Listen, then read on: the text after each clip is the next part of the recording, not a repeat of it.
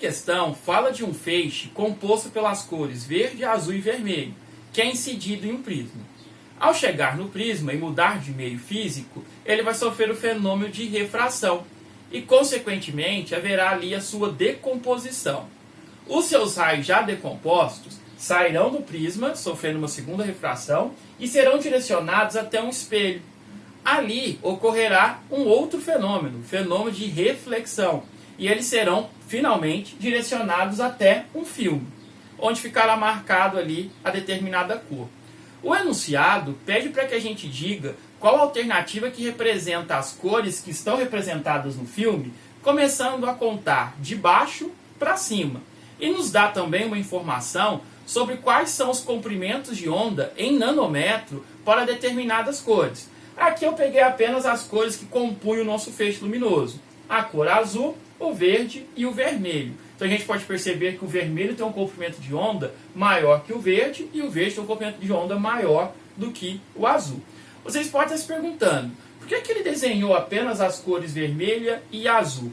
Percebam que a cor verde tem um comprimento de onda intermediário. Então, a princípio, a gente não sabe quem é que vai estar representado na parte de baixo ou quem é que vai estar na parte de cima. Mas o verde vai ser o do meio.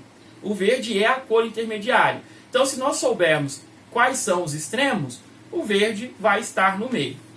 Como que a gente vai fazer para poder descobrir quem é que vai estar na parte de cima e quem é que vai estar na parte de baixo?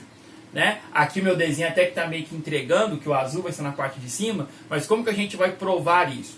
A gente vai ter que lembrar da lei de Snell e Descartes, uma das leis da refração.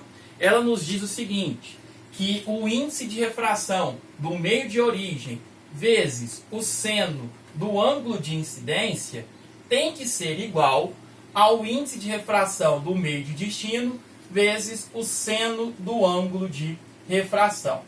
Ângulo de incidência e ângulo de refração são os ângulos que o raio incidente e refratado irão fazer com a reta normal, que é uma reta imaginária que a gente coloca ali para nos dar um auxílio e que sempre vai formar 90 graus com a superfície. É importante a gente entender também o seguinte, o índice de refração, que está associado com a densidade óptica do meio, pode ser dado pela divisão entre a velocidade da luz no vácuo e a velocidade da luz naquele meio. Então nós podemos representar esse n através da seguinte expressão. N é uma constante, que é a velocidade da luz no vácuo, dividido pela velocidade da luz naquele meio. Substituindo o N1 e o N2 por a sua equação, né, nós teremos que no lugar de N1 ficará a constante C dividido pela velocidade no meio 1. Isso vezes o seno do ângulo de incidência. Já aqui do nosso lado direito da equação, no lugar de N2, nós teríamos a constante C dividido pela velocidade naquele meio, né, a velocidade no meio 2, vezes o seno do ângulo de refração. Bom, perceba que nós temos duas constantes aqui, né, a gente só está tendo multiplicação e nós temos duas constantes, uma de cada lado da equação. Então nós podemos vir aqui nesse valor de C e cortar. Então dá para cortar esse valor de C com esse valor de C. Ficaríamos então com a seguinte relação. O seno do ângulo de incidência dividido pela velocidade no meio 1 é igual ao seno do ângulo de refração dividido pela velocidade no meio 2. Se a gente lembrar da equação fundamental da ondulatória, nós teremos que a velocidade de propagação de uma onda é dada pelo comprimento de onda vezes a frequência. E é importante nós lembrarmos também que a frequência não se modifica na refração. Para mudar a frequência, a gente vai ter que mexer na fonte que produziu aquela onda. Então a frequência é algo constante. O que muda é o comprimento de onda. Então nós vamos ter o seguinte, substituindo a velocidade pelo que a lei fundamental da ondulatória nos diz, ficaríamos com seno do ângulo de incidência dividido, no lugar de velocidade 1, teríamos o comprimento de onda 1 que multiplica a frequência, que é uma constante. Já do lado direito, ficaríamos com seno do ângulo de refração, no lugar da velocidade 2, ficaríamos com o comprimento de onda 2 vezes a frequência, que é uma constante. Aí nós percebemos o quê? Tem como nós cortarmos as frequências, porque são constantes, ficaríamos com a relação final, onde o seno do ângulo de incidência dividido pelo comprimento de onda 1 é igual ao seno do ângulo de refração dividido pelo comprimento de onda 2. O que nós temos que pensar aqui é o seguinte: como que a gente vai relacionar comprimento de onda com esse ângulo? Seno de 0 é 0, o seno de 90 é 1. Então quer dizer que quanto maior for o ângulo, maior será o seno. Então quem tem comprimento de onda grande terá que ter um ângulo grande. Então quando a gente olha aqui, a gente vai ver que o vermelho tem um comprimento de onda maior.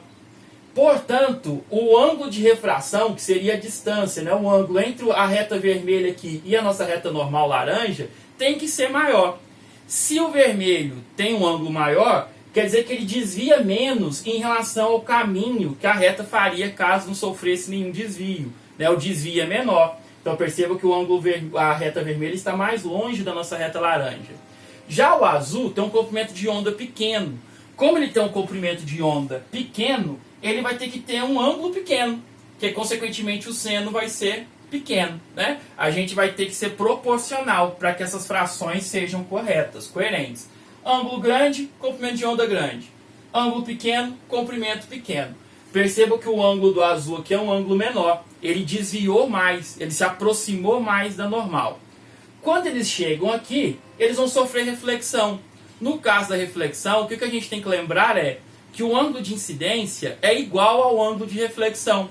Então a mesma inclinação do raio incidente tem que ter no refletido. Por isso, como o azul chegou mais perto, em relação à base do prisma, ele vai ser jogado para um ponto mais alto. Como o vermelho chegou mais distante em relação à base do prisma, ele vai ser jogado para uma altura menor em relação ao nosso filme. Assim as cores seriam, na parte de baixo o vermelho, o verde intermediário e o azul na parte de cima. O que corresponde à nossa alternativa A. Então a resposta correta para essa questão será a letra A.